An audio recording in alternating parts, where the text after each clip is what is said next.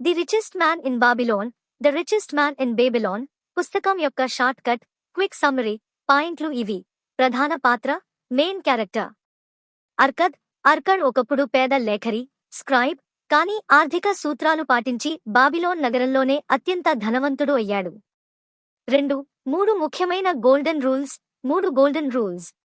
Pay yourself first.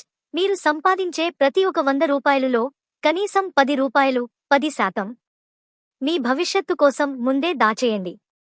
మిగిలిన 90 రూపాయలుతోనే ఖర్చులు plan చేసుకోండి. Control expenses. మీ అవసరాలకు, నీడ్స్, కోరికలకు, వాంట్స్ మధ్య తేడా తెలుసుకుని వృధా ఖర్చులు తగ్గించండి.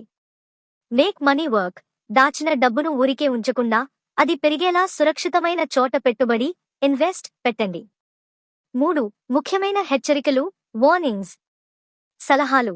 పెట్టుబడి పెట్టేటప్పుడు ఆయా రంగాల్లో అనుభవం ఉన్న నిపుణుల, ఎక్స్పర్ట్స్ సలహాలు మాత్రమే తీసుకోండి. ఉదాహరణకు, బంగారం వ్యాపారం గురించి ఇటుకలు చేసేవాడిని అడగకూడదు. త్వరగా ధనవంతులు కావడం.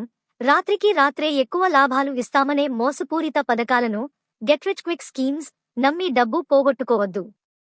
4 అప్పుల నుండి బయటపడటానికి ఫార్ములా, డెట్ ఫార్మ్యులా. మీ నెలవారీ సంపాదనను ఇలా విభజించండి. 70% ఇల్లాలు, పిల్లలు, తిండి, బట్టలు, అవసరాలకు.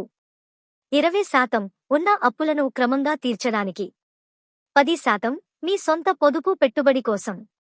ఒక్క ముక్కలో చెప్పాలంటే, సంపాదన కంటే తక్కువ ఖర్చు చేయడం, సంపాదనలో 10% దాచడం, ఆ దాచిన డబ్బుతో మరికొంత డబ్బు సంపాదించడం. ఇదే ఈ పుస్తకం చెప్పే అసలైన షార్ట్ కట్ సీక్రెట్.